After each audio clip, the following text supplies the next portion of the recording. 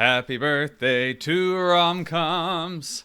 All right, you are listening to WromComms, the podcast sharing the joy of sim racing and motorsports made by the WromComm team. Ike, you really liked that.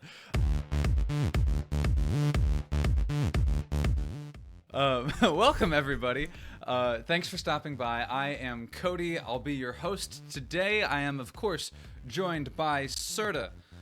Hi. Serta, go on ahead and Happy call birthday, yourself out. WromComms. Woo! On this month's episode of WromComms, we have... Indycar is starting. We can finally get wet over iRacing. And EMS, it's not Emergency Medical Services, it's Endurance Motorsport Series. Let's talk about it. But before we get into all of those, I want to talk about Le Mans Ultimate and my experience with Le Mans Ultimate. Because boy, did I ever and the have an flag experience that we got for that. with Le Mans Ultimate. Flag that we got for that? Do tell. Yeah, did you check you did check the comments, right?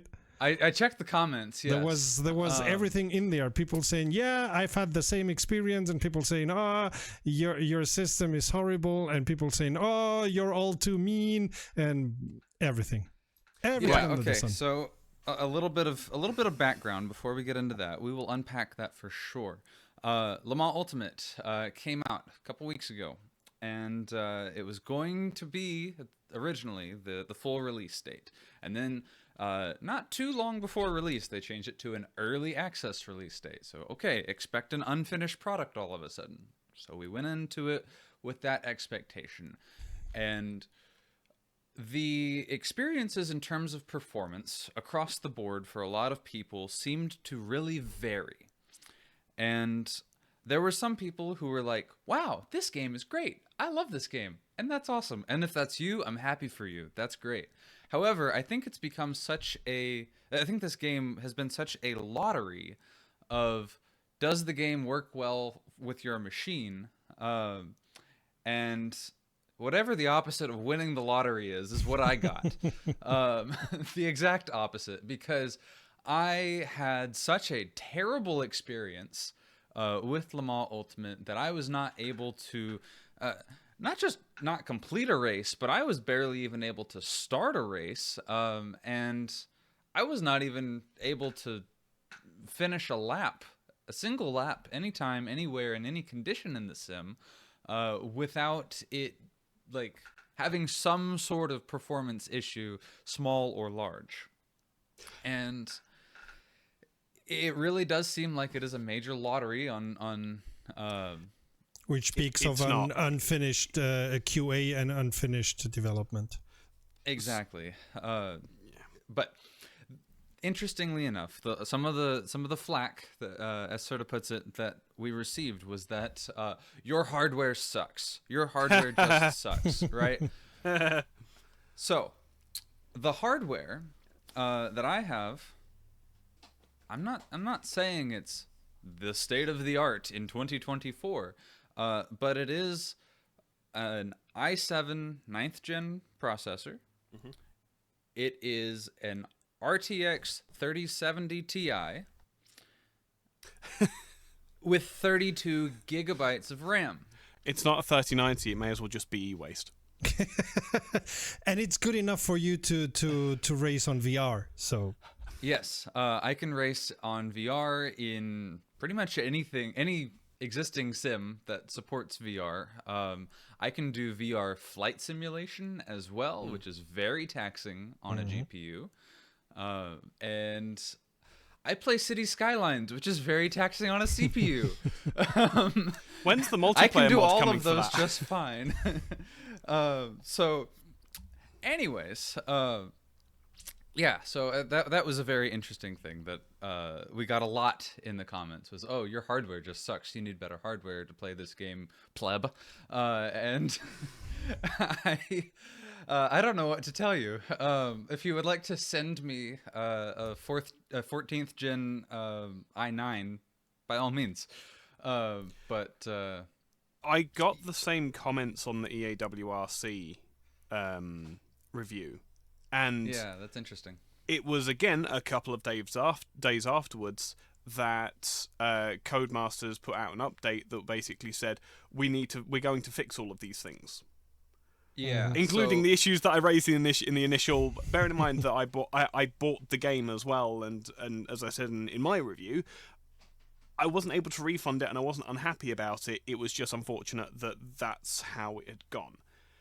The other problem with Le Mans Ultimate is that it's not a new game; it's just reskinned R Factor 2, which means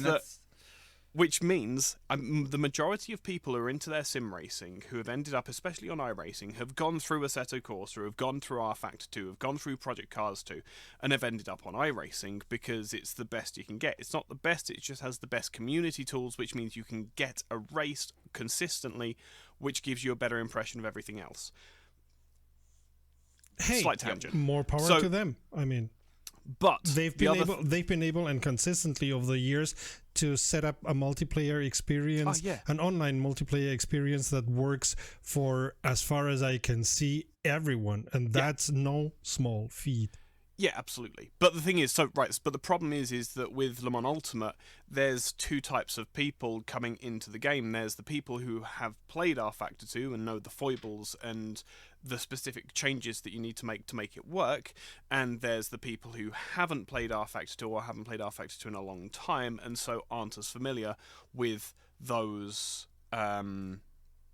nuances, shall we say. Yeah, right? And I would personally put myself in the middle of those two categories, because I am one of those people where R Factor 2 worked straight out of the box for me. Yeah. And so Le Mans Ultimate being based on R Factor 2, I went into with the, I'd say, reasonable expectation that it would work. work out of the box for me as well, given that it's the same engine. Yeah. No, but that's the thing, right? Is that the engine? The overriding impression that I've got from everybody who's spoken about R Factor 2 is that R Factor 2. I'm Freudian Le Mans there. Ultimate. Le Mans Ultimate is, once you get on track, it's the best sim out there. Yep. Which is the same thing as R Factor 2. The problem is getting to track. And the thing is, like, R Factor 2 was the thing that made me look into what my GPU was doing, what my frame rates were doing, how much, like, the refresh rates of my monitors and things like that. I have a 75Hz monitor and a 60Hz monitor. There's no point in me pushing at 240 FPS because 3/4 of them are going to be wasted. Yes, I get up-to-date frames, but I know the inertia of a car doesn't change that much within a couple of milliseconds. Yeah. So. Speaking of which, short comment response to those telling me that my issues would be solved if I capped the frame rate. Did you try that? I tried, yeah, and capping the frame rate at 60 doesn't help when you're getting 5. Yeah. No. Wait. But if you cap it at 120, it may help because the system is not going to try to set up. I know what he's saying, but even if it sounds counterintuitive, if you cap it, the GPU, the graphics engine is not gonna try to produce 240, and therefore is not gonna tax the GPU to build that much, and therefore you're gonna get more FPS capping them. Now, I'm not saying that this is going is going to work. I'm just saying it's the logic behind it. Did you try the method that I said? Yeah. About doing it through again. Do it through the NVIDIA control panel. I capped it through the game, which one should expect that should work. I totally agree. But again, so this is the problem. So this is the problem that I have personally at the moment when it comes to Le Mans Ultimate. I'm trying to be fair and impartial, but the amount of knowledge that I have because of my exposure to R Factor 2 and because of my love of R Factor 2, to be perfectly fair, means that I have other options and things that I can try. So it's very difficult for me to give an impartial review because on the one hand, I expect more from S397. On the other hand, I know how to make it as good as it's ever going to be, and from the people who have had it working, of which of course I'm going to be in that group, they're all saying, yeah, it's absolutely brilliant. I have absolutely no problems, no issues or anything. It's a shame that we don't have more time to be able to just, for example, if all three of us were able to do this full time, we'd be able to spend some time and drill down into the details, get it working, and then essentially do what Michi Hoya has done and said, right, these are all the things you need to do to make it work. Spend a week fiddling with your system. Yeah, and even James Baldwin, who again is another driver who has spent a lot of time on rFactor 2, even to the point of competing in the official Le Mans series. That's how much time he has in the sim. Was like, yeah, it took me about 3 hours to get everything working. And some people don't have that patience. It's like, yeah, it's a fair enough statement. And I think that's the fairest way to present that as well. I completely forgot that Le Mans Ultimate is released between the two podcasts being recorded. Another thing, if it takes you 3 hours to fiddle with the settings to get it working, that's past the refund window for Steam. Yep, that's true. So even if you were to buy it and then fiddle with it enough to get it working and then decide you still don't like it, well, then at that point you are SOL for getting a refund. And so that's one of the reasons why, even with that in mind, that even if you were to spend all this time fiddling with it to get it working, that I still don't recommend it as a buy, is that even if you decide you don't like it after even if you get it working and then you decide you don't like it, then there's no hope for getting your money back. But that's the thing is that if Studio 397 have the Swiss Army knife of all comments to that. Oh no! It's early access. No, but that's not an answer. That's not actually a response. I agree, but that's. Oh yes, they are. If you go into their Discord, they're saying, it's early access. Yeah. I have proof. I have the screenshots. That's fine. Yeah. I find that much like most game releases at the moment, there is a massive level of divisiveness. Going on across people who want it to be good, people who will say it's good regardless, and people who will not say it's good regardless. Yeah, I want it to be good. I'm in the first camp. Yeah. Because I love this topic, but the race, the actual, again, like everything, once you get to the track, it's great, and it will be great. It's going to be it's an rFactor 2 sim basically, and it's exactly what I said it would be when it was first announced. It's a slimmed down rFactor 2. All of the mod support and all of that has disappeared, which means that all of the compatibility layers that they had to build into the now modern rFactor 2 engine have gone, and it's just a very, very efficient sim, pretty much. In theory. Yeah. Which is great and not great. Both of those can be true in the same breath. Yeah. And I think one of those things of it's stripped down, right? Then it should work better then, right? Yeah, exactly. Yeah. Theoretically, so that's also hurts their cause. If that's their argument. That's the thing that I really wanted Le Mans Ultimate to be, was a plug-and-play rFactor 2 sim. Yeah. That's all I wanted it to be. And I think one of the things that's frustrated me most is, especially as I'm going to go back to our SFE coverage again, and The Last Garage. Even Marcel Offermans knew that 3K was too much. Mm. And I think that for a lot of people... especially given the fact that we are dealing with a difficult time where PC hardware is getting more expensive per FPS performance. We've had the CPU heyday, and so people are holding on to their 9th and 10th gens Intel CPUs. They're the end of the AM4 CPUs, the Ryzen 5th gens, and the 3D caches and things like that. People are holding on to them, so that needs to be the benchmark that people go to. And when you're generating 2 kilohertz that isn't going to be felt by the end user, it's just a waste of cycles, CPU performance. Yep. In my opinion.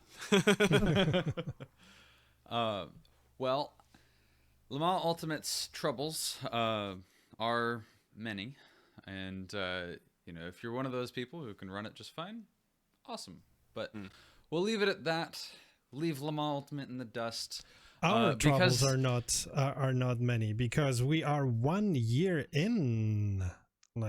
March of last year, we started with RomComms. That's a jarring transition, but you're absolutely correct. Yeah. Apparently we had a year of stuff to talk about, and we haven't run out yet. Oh no. And we're working on getting people into the podcast, on getting wonderful guests who couldn't make it today, but hopefully next month or something like that. And Marcel promised to turn up when the last garage is further, so we'll have a lot to say. But it's been a year, isn't it? And it's not relenting. Of all the years for us to start doing this, I think that this was probably the best year that we were ever going to get an opportunity to do so. Fresh out of the most traumatic lockdowns, or most widespread lockdowns that we've seen in living history. Everybody is feeling the cabin fever and wants to get out and start creating things. And then there's the rest of it. Then there's the other side of people who just want to stay in their homes now because they've realized how cozy it is. Hi, that's me. And the numbers of sim racers have gone up and up and up and up and up and are not relenting. We are much further into the number of sim racers than we were 1 year ago. So that's also great news. Yeah. So and that's the us focused numbers. But as far as you focused, we're glad you're here. We're glad that you have stuck with us, and we hope that you will hang around listening to our voices talk about sim racing for a while longer, because we're going to be here. We're going to be covering all the crazy new things on the horizon. And one of the crazy new things on the horizon is Endurance Motorsport Series. Le Mans Ultimate has license-free, copyright-friendly competition. Yeah. Which we don't know much about. No, we actually know quite a bit about we actually know quite a bit about it. It's coming from the guys who used to have the WRC Generations license. Mm-hmm. Yes. Which means that they've already got a handle on the hybrid. They've already got a handle on a tyre model, in the very least. And the tarmac performance of WRC Generation, or the WRC games, was its main selling point over the Dirt Rally series, because Dirt Rally has never had a very good tarmac model. It's great when you get onto gravel, but it's not very good on tarmac. So I never got the force feedback on the WRC games to work correctly, I gotta say. Oh, okay. All right. Before we dive into the weeds here, let's give us a little bit of background. On the announcement here. So the announcement, it's light on details. It's really just a teaser. There is a Steam page for it, though, that you can go and check out. Endurance Motorsport Series on Steam. And you can wishlist. You can wishlist if you like, yes. But the description, it mentions driving, but it also mentions managing. So this is going to be a hybrid of a racing simulator and a motorsport manager, which is a very interesting thing that we haven't seen. Are you sure it's motorsport manager and not managing the race? Because I found it to be fuzzy in that regard. So maybe it's more an engineering and racing simulator than a motorsport management and racing simulator. Both, it can go both ways from what they said. So yeah, from what they said, it sounds to me like it's both. because they mention manage the race from the stands, drive legendary cars, and enjoy a genuine endurance race experience. As both driver and engineer in this unique simulation, victory can only come through teamwork. That's the little blurb at the top of the Steam page. And to me, that sounds like you are managing the team both in the race and out of the race. Because if you're managing the team just in the race, well, who's managing you above? If it's like you're an order taker, but only like you get to make decisions only in the race, but then the game makes all the decisions for you above that. I don't think that's the route that they would go. Well, I mean, just based on what I've seen on there other have been games. Virtual endurance championships where there were drivers doing the different stints. Like they had 2 or 3 drivers per car. And they had engineers who were analyzing how's the fuel consumption, how are the tires, okay, come in now, we're going to do a splash and dash. So the experience of having 1 or 2 people doing engineering and 2 to 3 people doing the driving has been there. What I watched for a while was on R Factor 2.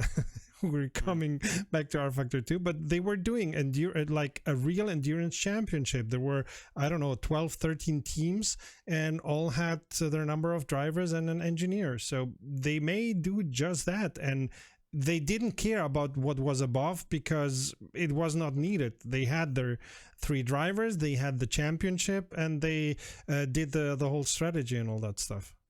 Well, my assumption would be that, you have a championship that you're going through with this team, and I'm sure you would have, between races, some level of decision-making to do between the races. But that's all to say that there's a lot that we don't know. Let me tell you a little bit more about what we do know. So it is going to be all 3 multi-class endurance racing classes that we currently have, which is Hypercar, LMP2, and GT3. So that is a difference from Le Mans Ultimate. Le Mans Ultimate, kind of the last hurrah for GTE stuff. This one is going to have GT3 equipment. And we know that because the teaser trailer showed us it said GT racing in the thing, but the teaser trailer showed us a Porsche 963 and a Porsche 911 GT3. However, it did not have any branding or logos or anything like that. So whether it's going to be the Porsche 963 or the Dart 963, that's yet to be determined. I kind of doubt if they're going fully licenseless. I kind of doubt we're going to have even car licenses, which hopefully there is some level of modability to the UI and stuff like that could be incorporated. Certainly, don't shake your head. No, there's a lot we don't know about this game. It could happen. It could not. Who knows? But I like adding real logos to things. I mentioned City Skylines. I have McDonald's ads on the side of the highway, that sort of stuff. And Serta, I also know is somewhat a fan of that because Euro Truck Simulator, I think, if I remember correctly, you use a real logo pack. Yeah. Is that correct? Yeah, absolutely. So it adds, if you're into simulation of the real world, kind of. And in Motorsport Manager, I used, when I still was playing Motorsport Manager, I used one of the mods that changed the names to real names, sponsors, and so on, just for fun. I mean, for nothing else than because my experience is no better or worse because the sponsors exist or don't. But it was just fun to have it for a while. Well, the thing that it does, the thing that having the real names does actually assist with is understanding the scale of the sponsor. Like, if McDonald's comes to you and says, "Hi, I want to put my logo on your car," that is very Vertigo. That is very different. Yeah, I was going to say that's very different to if McDonald's comes and says, I want to... Like, that could be McDonald's. It could also be Burger King, and they're trying to throw you off, which is a much lower sponsor, if that makes sense. No offense to Burger King lovers out there. I prefer Burger King myself. Right. It's the difference of the Four Seasons... Yeah, it's understanding the the four Seasons scales. Total landscaping. Sorry, we're talking over each other. My bad. It's half a we have half a second of delay. It's gonna happen. Yeah, my bad. The impression that I get from this, again, we're basing it on very, very little information, but it looks to me as though the driving is not the main focus, but the thought that I had was, what if they have driver swaps implemented before Le Mans Ultimate does? Yeah, there you go. The tyre model, trash. The driving, trash. But you can have 3 people connected to a server, one's an engineer and 2 are drivers. Now, why is Ike saying that the tire model, the driving experience may be trash? That is because we do know what engine the simulation will be in. Yes, and that is KT Racing's KT engine, which was first introduced in 2015. Well, for sim racing, it was first introduced in 2015 for WRC 5, and it was in every WRC game up to everyone's favorite WRC Generations in 2022. It was in WRC 10 though, which I did play a little bit of. I had a good time with. WRC Generations. I also played at Sim Racing Expo, and that was a bad time. Did not like that. But anyway, so that is to say that in my experience, it could be very hit or miss. So it's going to depend on a lot of factors on whether or not I'm going to enjoy it. This is definitely something that's on my radar, though. By the way, the reason we don't have that much information is because it's planned, and I use that word wisely, it's planned to come out sometime in 2025. Yeah, so we've got a ways to wait. Yeah. Yeah. Let's hope it's not an early access. No, Right. I have nothing against early access if it's done correctly. I do. No, I don't, because look, Baldur's Gate 3 was in early access for a long time, and they listened to the community. They changed the things. They did the UI better. They did a lot of things better. So if you do early access right, which is, hey, this is a demo, give us your opinions on the demo, and we'll see to it that the developers change it based on what most people say that is not working, and we concur. Early access can be excellent. Mostly early access is a way for small companies to deliver half-baked stuff and never touch it again. Yes. The thing is that you saying doing early access right is the same way as you could say if capitalism, if it's done right, or no, let's use the more fun one. Communism, if it's done right, is really good for everyone. Yeah. So the day that we see communism done right is, I don't think is when early access will start to become well used. Yeah, is what I'm saying. Agreed. Yes, okay. absolutely. Well, Comrade Ike, would you like to talk about iRacing in the rain? Yeah, I'm very excited. Well, no, I'm borderline excited for this. I've been taking in as much information as I can about the release. There's a lot of people who are very excited about it. A few people have completely forgotten that Project Cars 2 and AMS 2 has a really good rain implementation as well. That hasn't been in the discussion at all, which is really frustrating because that's what I want to compare it to. I want to I'm very, very close to getting an iRacing sub just to try it. So let it be known that Automobilista 2 or Reza through their Automobilista 2 account have officially congratulated on iRacing on their rain model, which shows that they are bigger people than most of us will ever be, and than iRacing. And B, that they are looking at it and saying, hey, there's a couple of things here that we want to do, because I know that the developers are looking at that and saying, oh, look, they're doing this, yeah, we should take a look at that. So they're taking notes, which is completely fair. Yeah. The problem with iRacing has nothing to do with anything other than the tire model and the physics system. The physics system is not fast enough. The tire model is not good enough to be able to model rain properly. Whereas AMS2 and Project Cars by extension had an incredible attachment and understanding of rainy conditions. The iRacing opinions from other people, obviously, this is consensus gathering rather than my own first-hand experience. The problem with iRacing is much more fundamental than whether you can drive on a wet track or not. And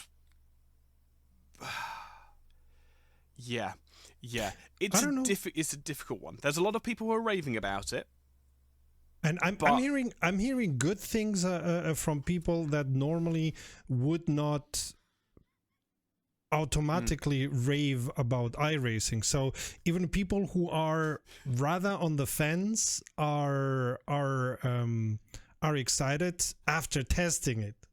So hey, it's again, yeah, that's the thing. The rain implementation is really good. It'd be really handy if they had the ISI model to back it up. Yeah, basically. On the other hand, one thing that I think I said in the news when we talked about iRacing getting rain is rain and different weather conditions and 24-hour driving and all that is things that a lot of people want to have and are very proud when their sim has them. Yeah. And then no one wants to use nobody, and exactly, and then almost nobody uses it. I liked it a lot that the Automobilista 2 Community Cup had 1 or 2 races in the rain. I like it a lot that the Evolution Racing Academy has at least 1 race in the rain and 1 race at night, so that and 2 mixed races. Exactly, so that it forces the drivers to drive in those conditions. But I do know that if you set up an open server with 24 hours and rain, you're gonna hear crickets. Yeah, because the majority of people that don't get me on this rant. The majority of sim racers are hot lappers. And they don't want anything other than peaked conditions to be able to drive in. Because it's the reason why iRacing is so popular, is because I think it was Gamer Muscle was talking about this, is the iRacing driver model is you turn in once and you turn in right, or you crash, basically. There is no correction. Flip angle. Yeah, there's no slip angle, there's no give in the physics. You are either, it's the same as ACC when it first came out. It's the same as Assetto Corsa in the vanilla content, in the very least. I know that modders have done fantastic things since. The rain in Assetto Corsa is really good now, by the way. If you have is it? All the don't new, do all yeah, the new but not at the level anyway. of Automobilista 2, but yeah. Anyway, the point is that what was I saying? No, so the problem is that the rain physics are great. You can use wet lines, which it's only AMS2 that has come anywhere close to actually implementing that correctly. And again, they've done it in a really simple way where they just take the grip level and invert the numbers, which is painfully simple, but it works. It gets the desired intent.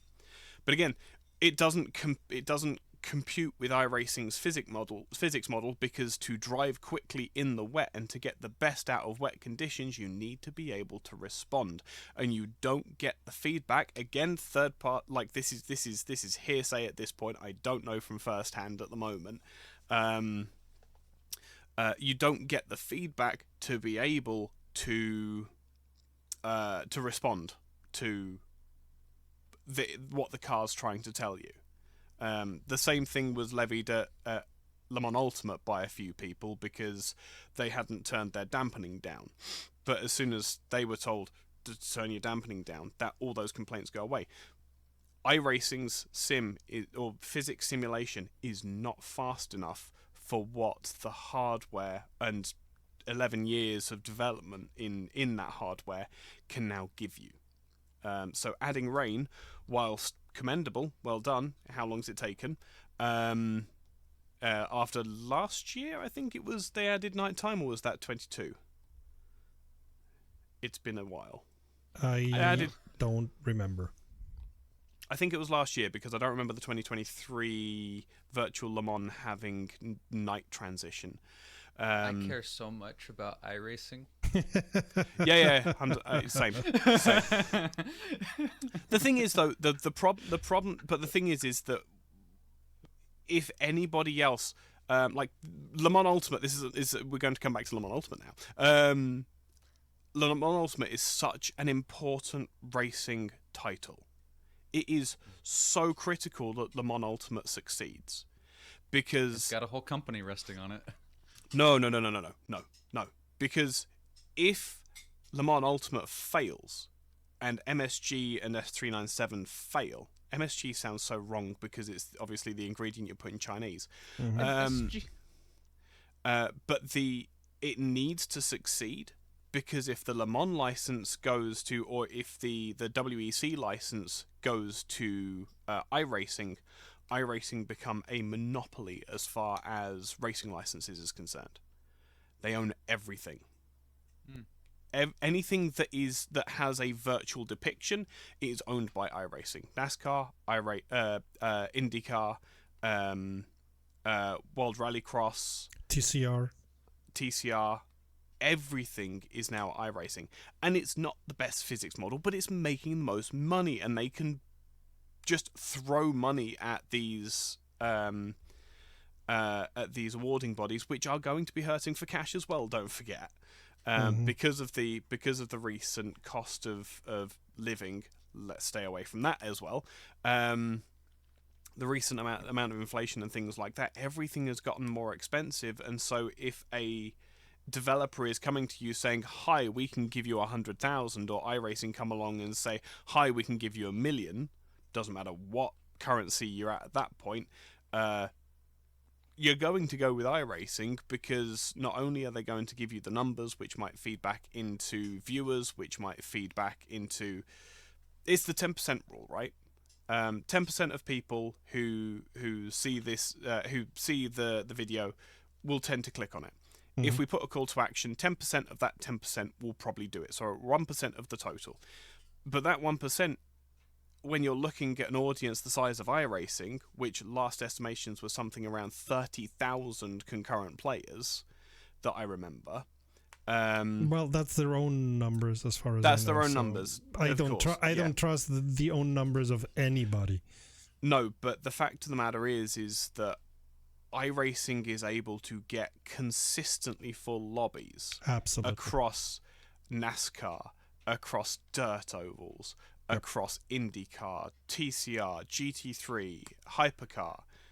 The list goes on. So there's clearly a lot more people playing iRacing than there are the rest of the Sims put together, basically. The point that's the point.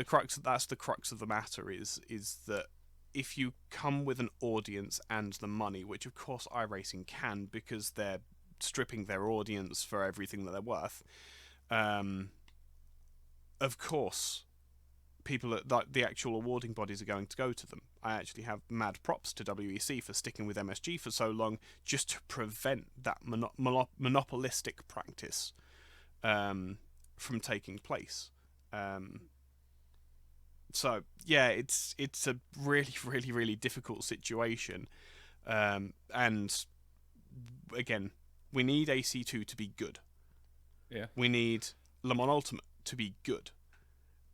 And I can't believe they released Le Mans Ultimate without driver swaps. I don't get it. You're gonna hate this, but Go. the competition actually in terms of license holders that iRacing has, their biggest competition is EA actually, because they have WRC and they have the WRC Formula license. 1. Yep. And Formula 1. Yep. And so what and that's what a that's world what world are we living in? Yeah, what world are we living in when EA is the good guy? yeah, exactly. Which, I wouldn't I'm go not, that far. I'm not quick to call EA a It's good the guy less bad or guy. iRacing a bad guy, actually. Oh, no, but it between does. between EA and iRacing, I'd rather go iRacing than use anything that EA do. Exactly. But the thing is that with EA, the microtransactions are optional. True. Well, I will continue to run. I will continue to run my 1998 BTCC championship in Assetto Corsa. Correct. And Wrong sim. And also, I have all of the 2023 grid for the 24 Hours of Le Mans in Assetto Corsa as well. Very nice. That all exists as content, and I've BOP'd it all to run actually better than Le Mans Ultimate. Yes. Beautiful. Yeah, better than the GTE cars. Yes, Look, an iRacing that or iRacing this, Automobilista 2 has got the best numbers they've ever had since they released the Endurance Pack. So they went to 700 average daily users. Now it's gone down to, I think, 680. So, yeah, they don't have the numbers iRacing has. No wonder. But even before those numbers, Reza were saying, don't worry about us. We are financially in a very good position. We are independent. We're going to stay independent. We have enough money to buy licenses. Maybe not for series, but for the different vehicles, for the different cars of different companies. They released an Indycar simulation that was so near to Indycar that Indycar was forced to send them a cease and desist. Yeah. Like, they didn't want to, but they had to. And the fun thing about it is they stayed in very good communication with each other. The communication between I think Penske owns IndyCar. The communication between Penske and Reza is very good. Not good enough for Reza to get the IndyCar license. As you said, if iRacing puts $1 million on the table, Reza cannot put $1 million on the table. No. But still, they are producing. They have a fantastic simulation. It needs things like driver swaps. But it's got great rain. It's got and stability over 28 drivers. Yeah, exactly. So it's not perfect by any means, but it's going a good way. They started doing ovals, and the ovals that I've tested within Automobilista 2 are very good. Yeah. They need to up their game in multiplayer for sure, no question about it. Instability, as you said, over a certain number, but it's like, iRacing may have the monopoly at some point, but it's not the end of the world. You can set up your own races, as we've seen with the Automobilista 2 Community Cup. It's a fantastic series with a lot of divers driving, excellent drivers, and lots of fun with rain and whatnot. So I do understand the fear, the preoccupation with a monopoly, but Assetto Corsa is the most used sim out there, and they don't have licenses for any series at all. It's less of the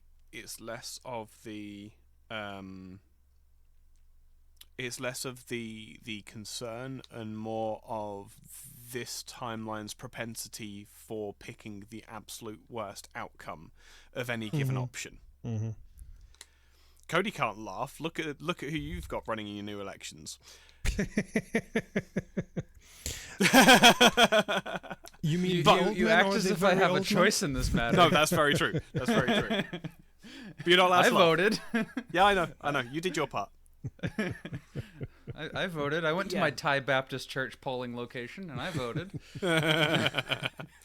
But yes, that's the problem, is not necessarily that there is the risk of it.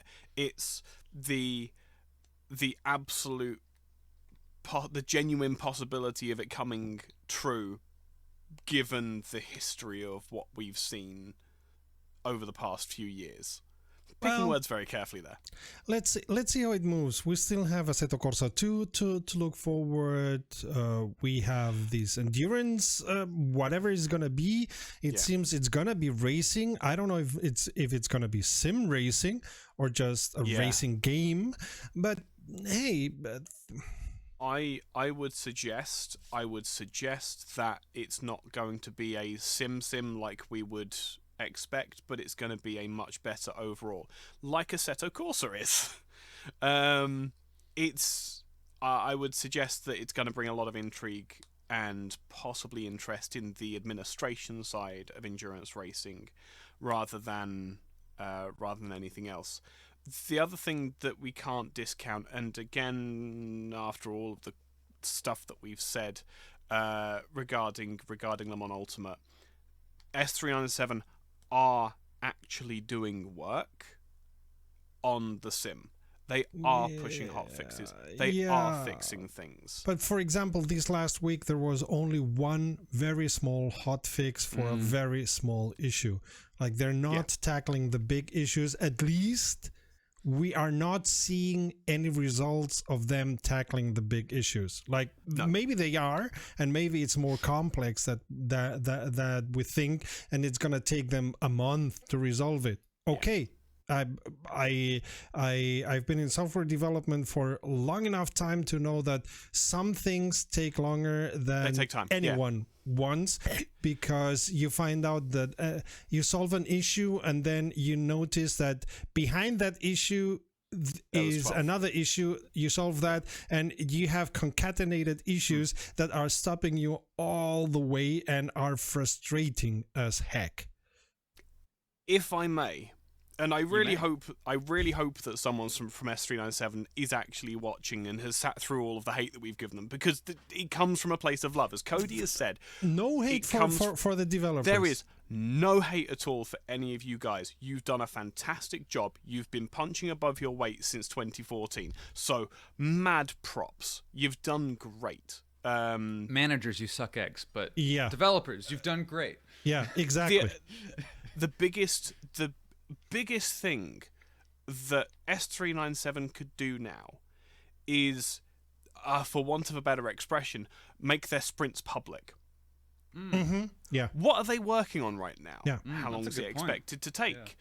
What are the challenges that they're finding? The fact of the matter is that you have the combined total of the WEC fan base and the R Factor 2 fan base, and drips and drabs of other people who are very interested in a new sim. With those three combined, there's a lot of very clever people who are more than happy to put some time in to help troubleshoot and fix and come up with other ideas and think outside the box and things like that. If they're more open with what they're working on and the troubles they're having, there will be a lot of less useful input as well, but there will be people who will be able to help, who have experience in the engine, who have created mods, who I mean, look at who is it that created CSP? Ilya Jusupov. That's the one. Yeah. Look at where he is now. Yeah. Because Kunos were vocal and communicative with their community.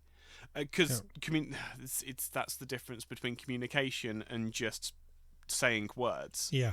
You can say as many words as you want, but not a lot.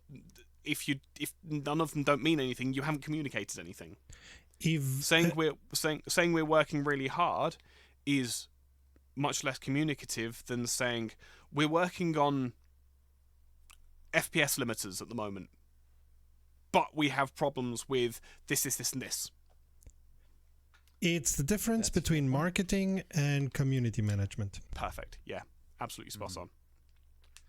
Speaking of community management, oh no, if you're wanting to manage something, we have F1 Manager 2024 teased. Yeah, heck of a segue, right? But F1 Manager 2024 is going to be revealed March 12th. I think that's in between the date that we're recording this and the date that this comes out. So you guys will know more about this than we do currently at the time of recording. It's another one. Another one of these. Yes, but yeah, it is one more management sim, which Endurance Motorsport series that is far off on the horizon, but it gets me thinking and it gets me excited about motorsport management games when previously I don't think I was. And so I've got my eye a little bit on this. It looks don't you know, F1 22 was mediocre at best. F1 23, like F1 Manager 23, was a DLC that you had to pay a lot of money for. F1 Manager 24 is gonna be same old, same old. I love motorsport management games. I've played the heck out of Motorsport Manager Online, and whatever. I bought F1 Manager 22 and it was okay-ish, nice, okay. F1 Manager really good 23, platform to build on. Yeah, which they didn't. So I'm not gonna spend even 1 cent or 1 minute longer thinking about F1 Manager 24. Forget it. Frontier are messing up everything that they touch. They have messed up. They messed up Stellaris.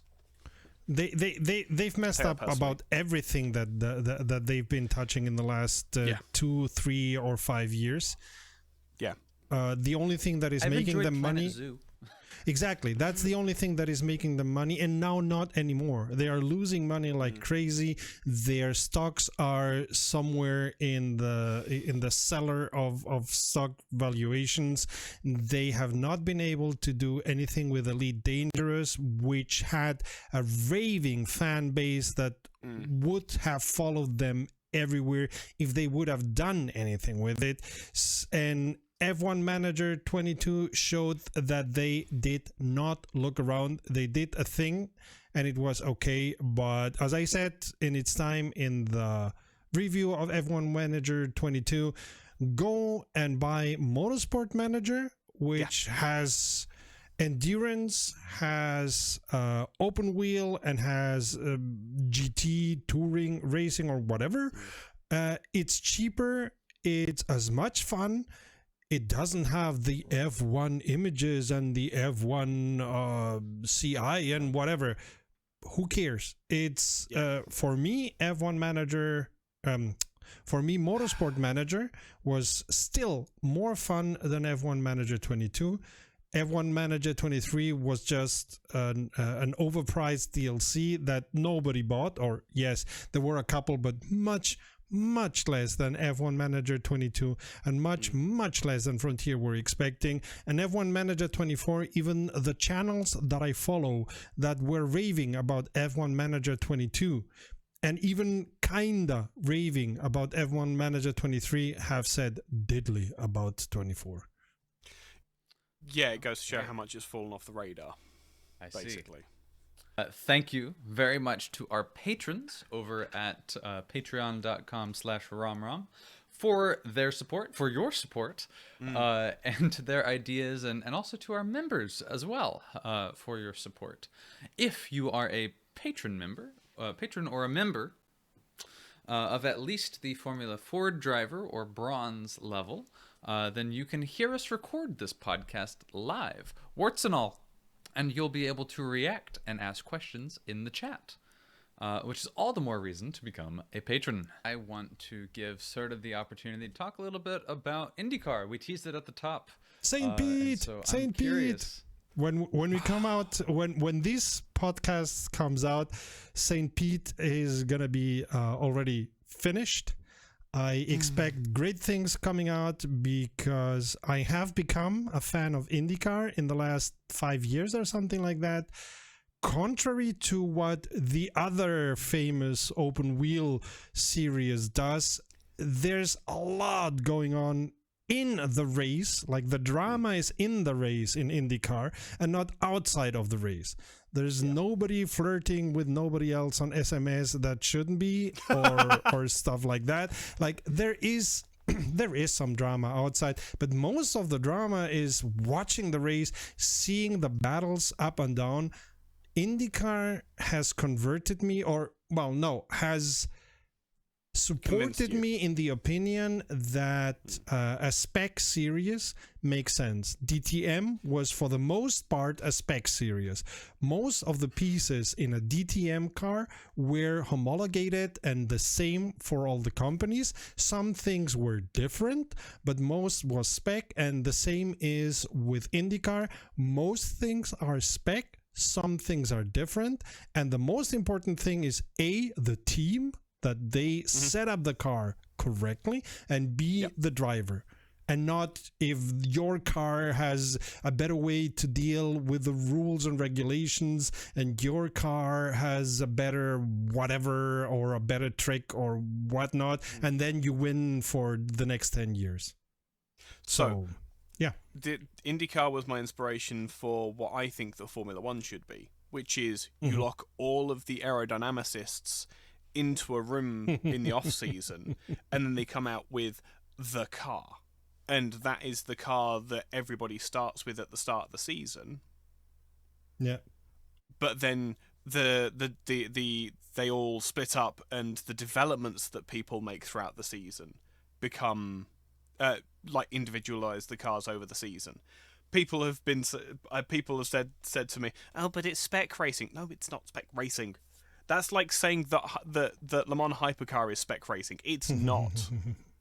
It's just different people taking... Like, we don't want to see anyone having a lead of 30 or 40 seconds over the rest of the field. Exactly. We don't need that. We need close racing. One thing that I was not convinced last year from IndyCar was Streets of Detroit. Like that I don't think they prepared the track well enough. There were a couple of places where drivers were having issues because the track was not good. I still am a big fan of Belle Isle, but I understand that there were reasons why Belle Isle was not available anymore. Tough luck. And for this year, many people were saying, but Texas is not in the calendar anymore. Yeah. Sure, okay, but there's still, let me check, 1, 2, 3, 4, 5 races, even more races, but 5 oval tracks. So okay, I do understand. What was it? Texas was the smallest one of the tracks. It's 1.5 miles, so I don't think it's small, but it's narrow. It's a narrow track, and it's a very fast track because it's a high banking. So we have of course the Indy 500. That's something that they will never get rid of because it pulls the most viewers. We have twice Iowa. We have once Bon Marito.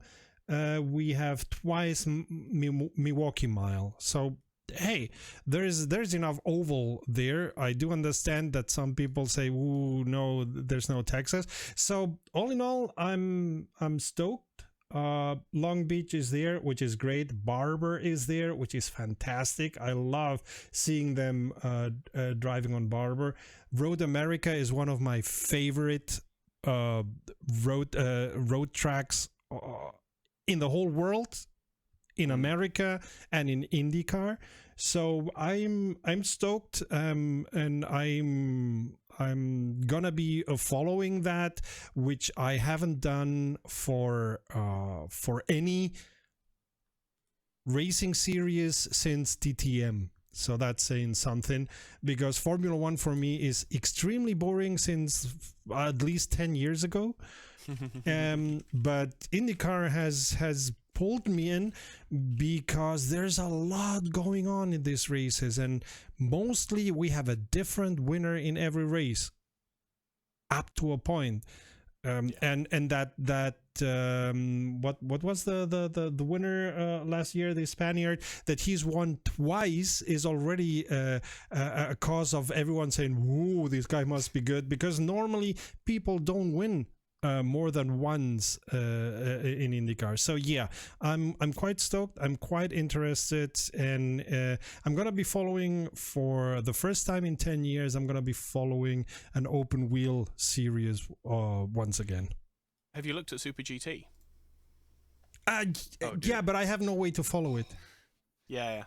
That's Also, the problem. I think was the you said Spaniard in IndyCar? Yeah. Alex Palou, was that exactly. He won last year for the second time.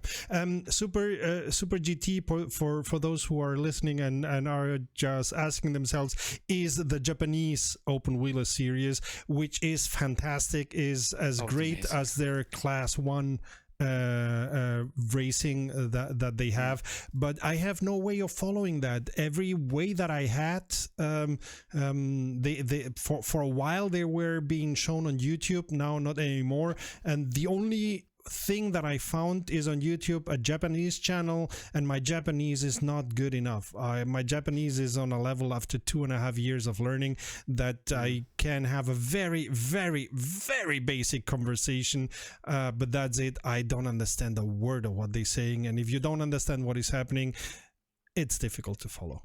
But I love it. Super GT is fantastic. It's great racing. A lot of battles that I love. So yeah. There's good Super GT content in Assetto Corsa. Sure, but for once, I'm talking about watching and not seating. No, Exactly. I know. I'm just shout out. Anyways. It sounds like we've gotten through all our main topics, so it is now time for our question. We got some really good responses to our last question, and so I now have a new question for you. I was going to say, wait. One of the responses that we got, I loved a lot. Let me check. Let me check it out. I'm because it was we asked about women in motorsports, and one of the responses was not a driver. No, that's not surprising. There's a lot of women in motorsport that aren't drivers. But I liked that it was, because it was Lena Gate, who is an engineer. And I love that a lot, because, of course, when we think about who is your favorite in motorsports, I'm going to speak for myself here alone.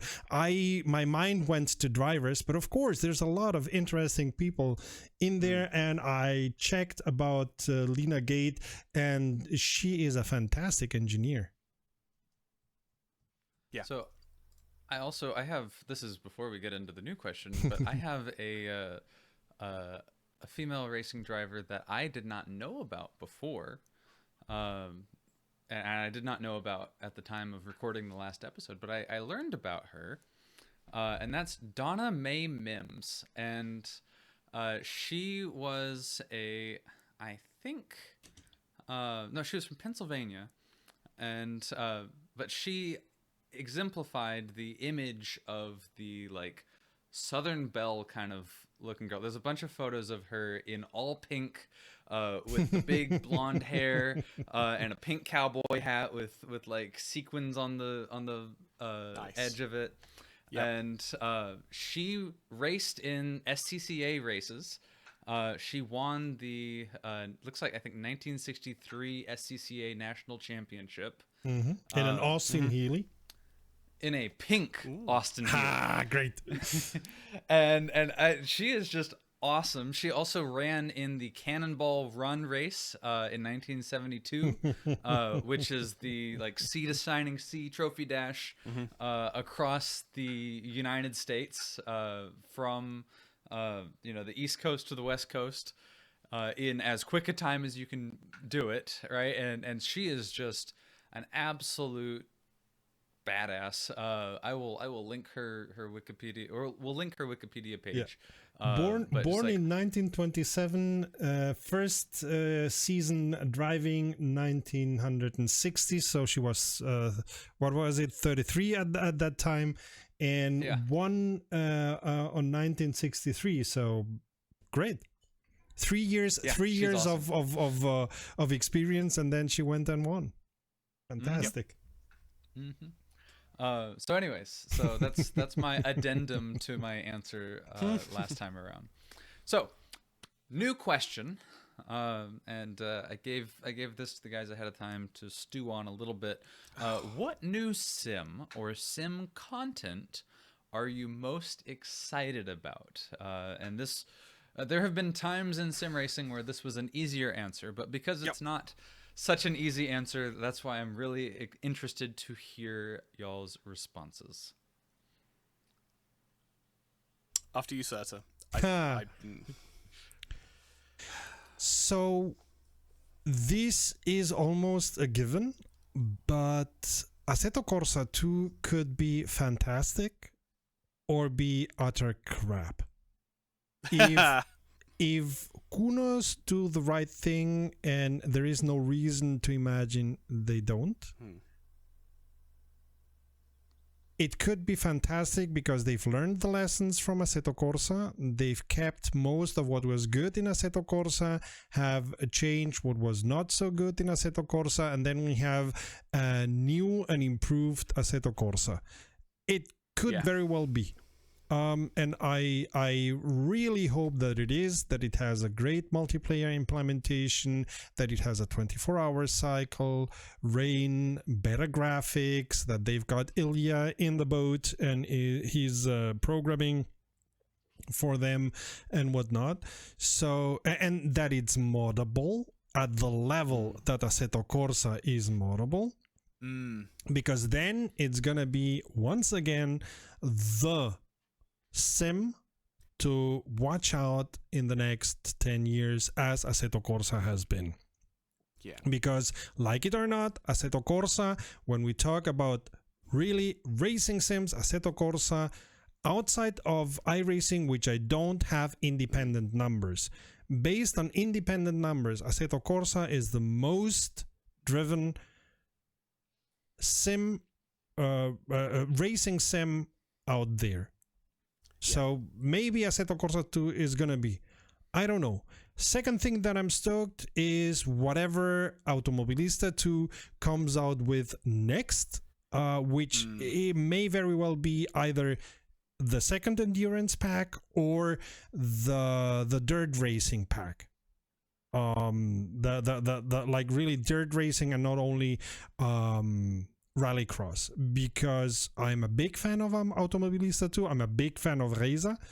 I luckily, out of many conversations with the developers, I know how these people tick, and they tick, in my opinion, the right way.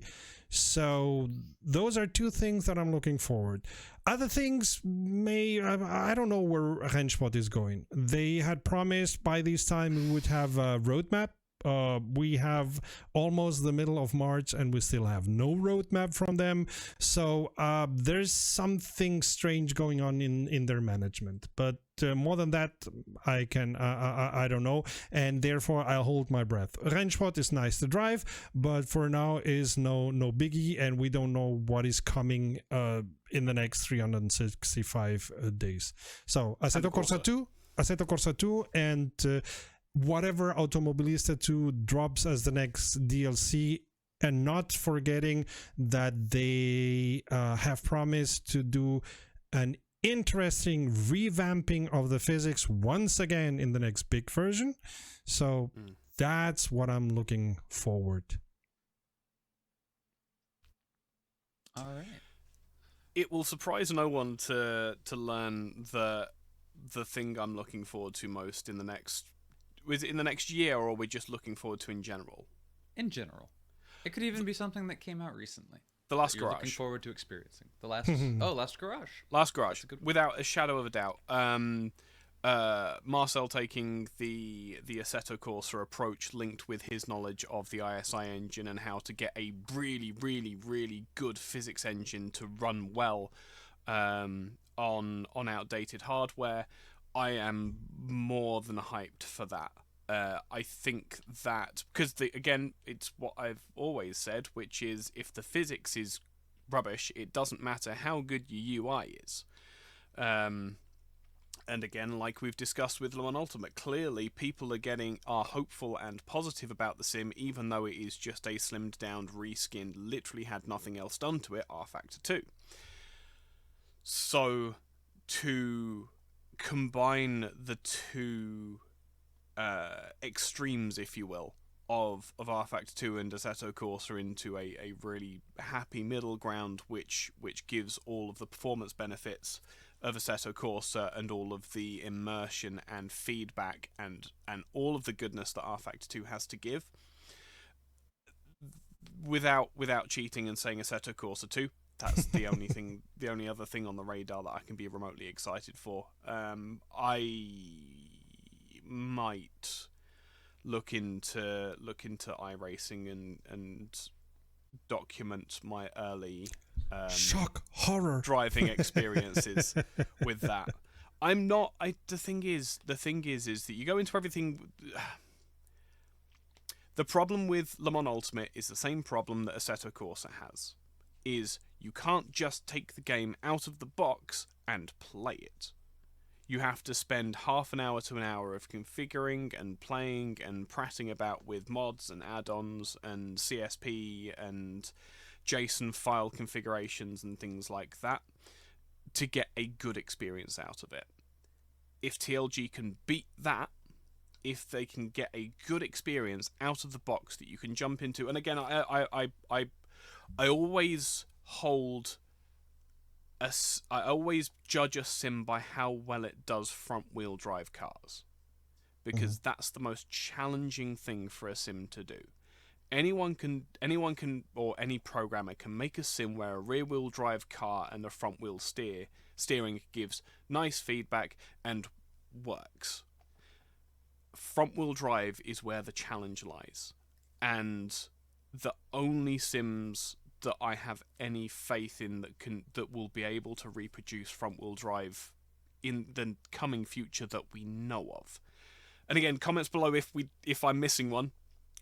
We do read the comments, and I'll reply if someone's pointed something out, and we'll get it hearted and pinned and stuff if someone points out something that I should be aware of or I'm blanking on at this point in time.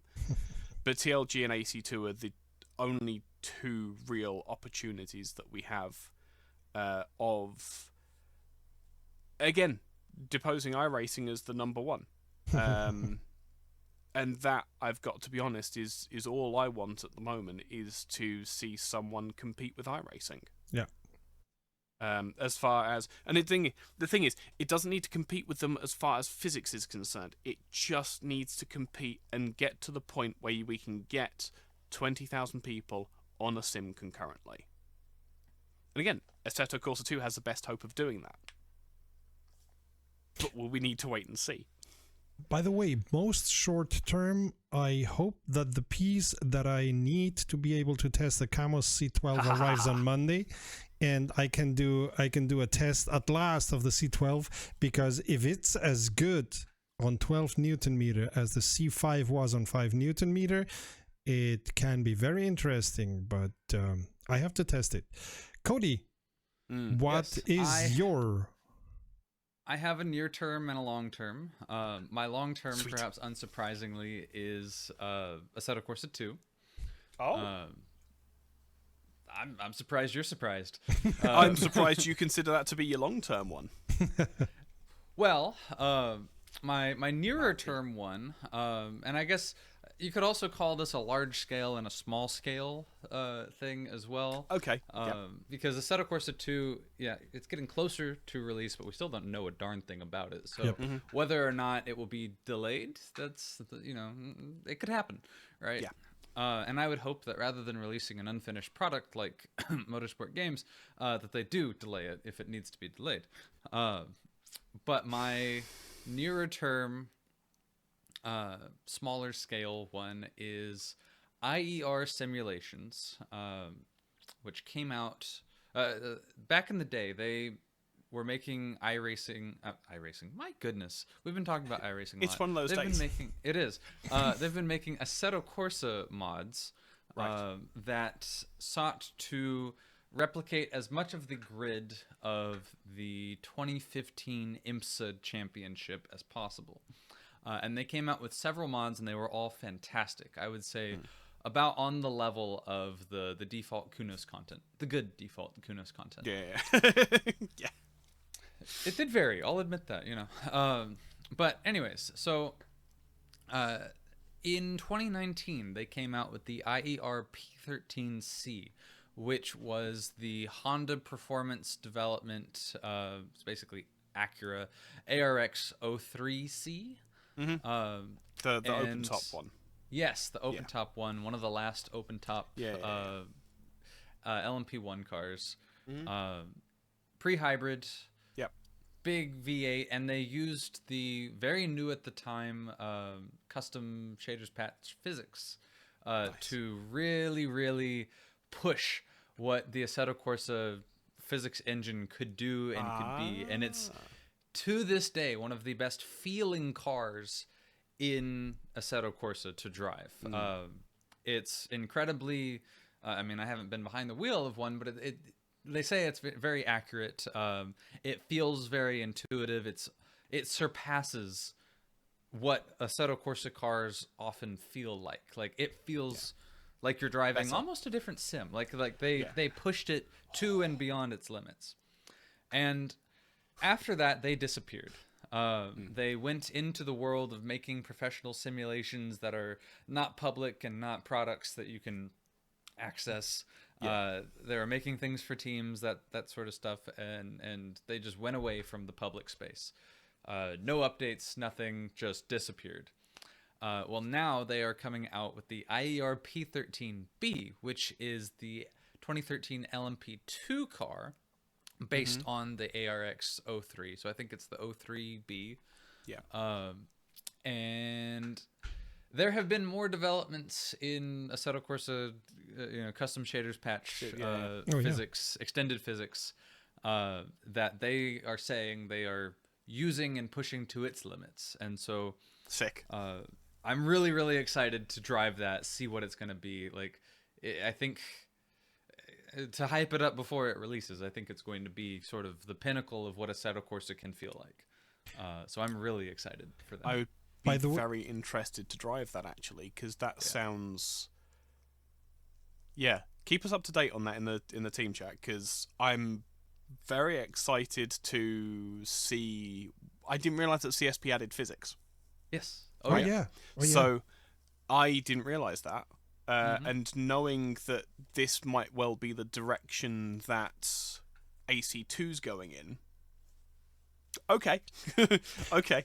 By the way, I thought that I just had, if Kunos are clever, they're going to do the same that Focus did for SnowRunner and Expeditions, and that is have a small but curated collection of mods that you can go ahead and use already in Assetto Corsa 2. Like, if they are clever, there are good and proven groups out there that do very good Assetto Corsa mods.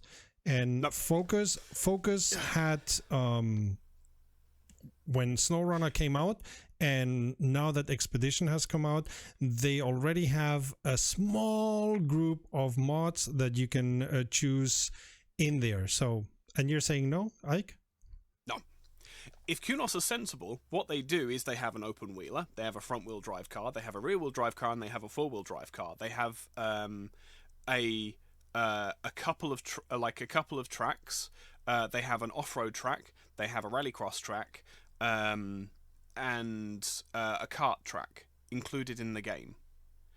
And then they have 12 downloadable PDFs at 160 pages each, telling you how to get the most out of the physics, and essentially said, this is the source code.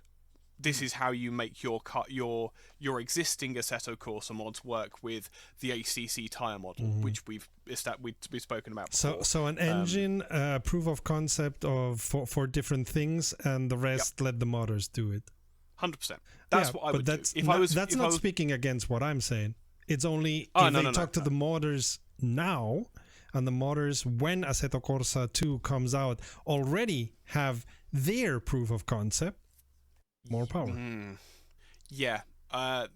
Bearing in mind that they're releasing AC2 in early access, the sensible decision is to be spending all of the time now getting that documentation ready, and if anything, speaking to the modders to say, what do you want?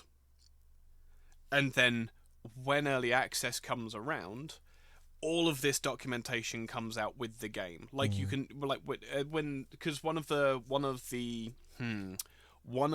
bad decisions that was made in ACC was their broadcast tools was part of their dedicated server pack. Yeah. Utterly stupid. Why? And the server executable included in the dedicated server pack makes no sense whatsoever.